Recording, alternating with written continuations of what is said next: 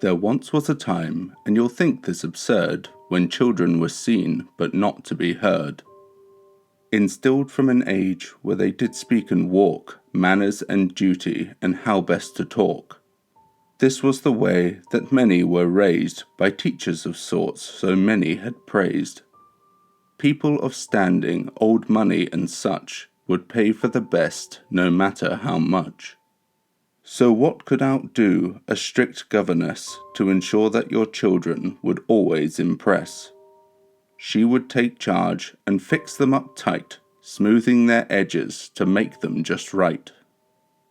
Education was key, one cannot be dim, to make a lady of her and a sir out of him. This was the duty a governess held, excellence flourished, mediocrity quelled. But there was one who had her own rules, children or parents, she'd not suffer fools. They'd be fit for a picture so perfect and neat. Now I will tell you of Miss Cynthia sweet. A family of means, new money named Teague, had hired a tutor who'd caught their intrigue. Her qualifications were clear and concise, and for one of her skill she held a fair price. A letter detailed their certain interest, her work overseas just had them impressed.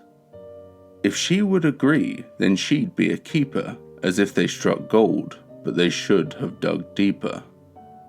A reply would soon come that just made their day, proclaiming that she was now on her way.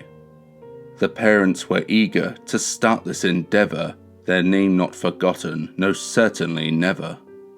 Their wish was soon granted, for she would not slack, arriving at dawn in a carriage of black. The driver was shaking, must have been the cold. He jumped from his seat, his movement twofold. Unpacking her luggage with unusual haste, avoiding the lady was simply poor taste. The door to the carriage opened quiet and slow. The driver shook softly, just wanting to go. What emerged from the carriage was a gloved hand and gown. As any gentleman knows, a lady must be helped down.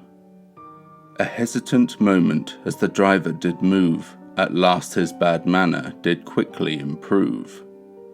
Once he took her hand, there came a moment of pause, neither did move for some unknown cause. Who really could say what this was about? But the carriage then shifted, and the lady stepped out. His behaviour, it seemed, was truly cold-hearted. Once all was done, he quickly departed. She watched for a moment as he drove without delay, but then in a heartbeat she just turned away. This governess was dressed for her role, her brown hair tied back and her dress black as coal.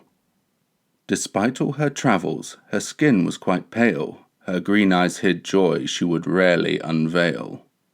Standing up straight and seeming content, she made for the manor and moved with intent.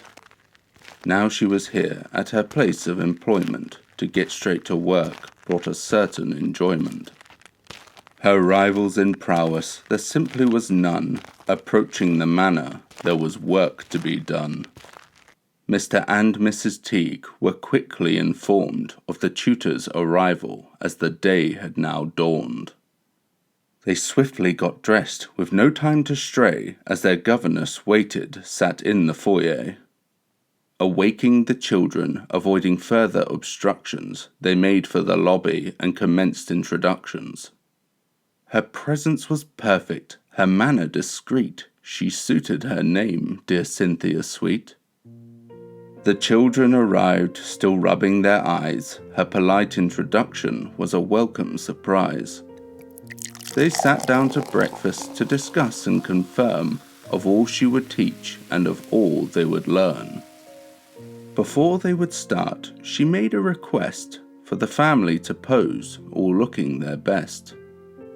Not for a painting or a drawing and such, just once in a while, not too often or much. Each pose would help, she calmly explained, where progress was made and where work had remained. They thought this was odd, but since she conferred it was part of her method, they felt reassured. The family all gathered in the study for this. To mess up already, they would be remiss. She noted their postures, their manner and clothes. She studied them hard as they stood in their pose. The governess sighed and gave a small grin. She had what she needed. They now could begin. Things started well. All were impressed, taking their cues at Miss Sweet's behest. Working quite well on the sister and brother, but then she began on the father and mother.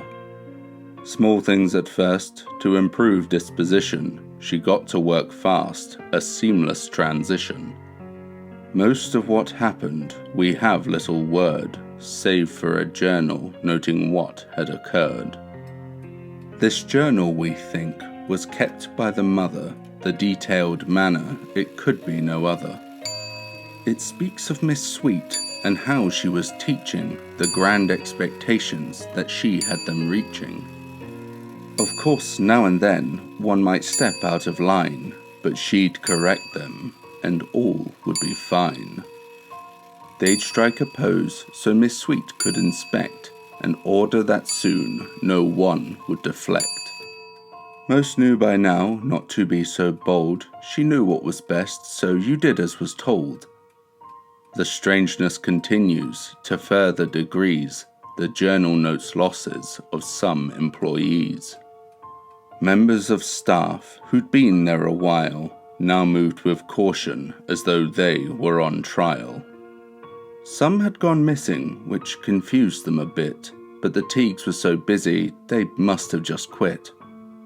To have such a teacher they could only be flattered. Her lessons were all, and nothing else mattered. The last journal entry did coldly enclose. Miss Sweet had requested just one final pose. The rest of accounts came from my last source, who much to his luck had avoided her course. He detailed as much as he possibly could, but his duties had him inspecting the wood. The family gamekeeper was all who was left, and what he had seen had him long bereft. Noting his time getting to know the staff, so many people that shared in a laugh. But at the arrival of Miss Cynthia Sweet, their laughter had stopped, and their joy did deplete. Several went missing without saying a word, but to think it foul play, that must be absurd. He'd wander the woodlands as others would sleep, watching for creatures in darkness they creep. But once on his rounds, in the dark of the night, there came from the manor a flickering light.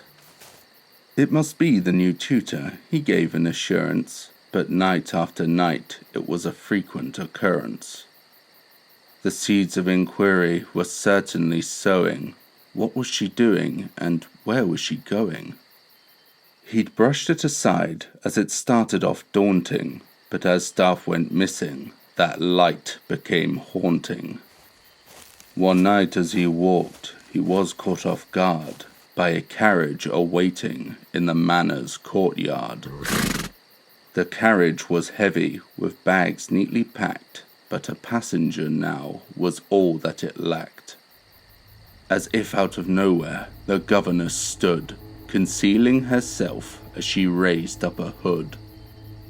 The carriage did shift. As she then climbed inside, she gave a command, and the driver complied. Cracking the harness, the horses awoke, attending their duty, their master invoke. As it was leaving, the woman looked out, as if seeing the keeper while she started her route. With a slow, steady pace, the horses moved on. Within a short while, the carriage was gone. The gamekeeper stood, so cold and perplexed. What was going on? This just had him vexed. Finding his courage at the top of a flask, he made for the manor and started his task. Fear shook his mind, to leave it implore. Each step was so bracing, but he soon reached the door.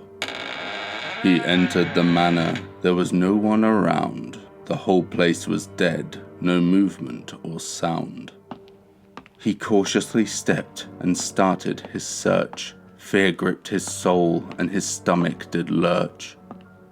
He went room to room, but much to his strife, no one was there, not one sign of life. Pushing himself with certain intent, and one final place, to the study he went. He opened the door in a cold, nervous sweat. There at the back was a large silhouette. As his eyes adjusted, it was stood on the floor. He couldn't see much on his side of the door. So he stepped in, and giving his name, where just up ahead he saw a large frame. He studied the picture, a painting no less. It was very good, he had to confess. It was of the family, showing true class and grace, everything perfect, not a hair out of place. His senses snapped back when he glanced up ahead. There was a sight that filled him with dread. The Teagues posing still, his breath began heaving, no one moved a muscle, not a single one breathing. Hair brushed aside, teeth spotlessly gleaming, but their eyes, while dead, were silently screaming. The keeper saw true, but from this he rebuffed. His employers were home, and each had been stuffed. He screamed out aloud at the source of his plight, perhaps heard by Miss Sweet, who drove into the night.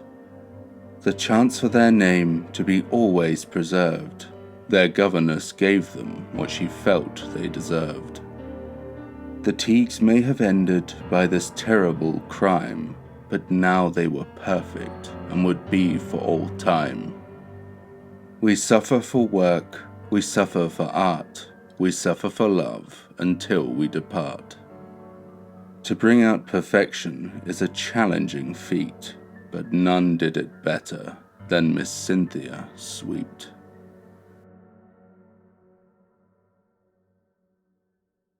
Good day, I'm Jar19 and thank you for listening. So what did you think of Cynthia Sweet, the gruesome governess? Hopefully we'll have you thinking carefully before hiring without checking their references. I've always had an interest in the nicknames given to mysterious people and creatures throughout history.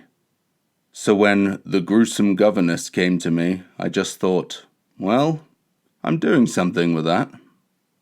I hope that you enjoyed today's video. If you did, then perhaps subscribe, leave a like, and if you're feeling particularly cheeky, maybe even a comment. I do hope that you'll join me again. Stay safe, sleep well, but remember, here we make monsters.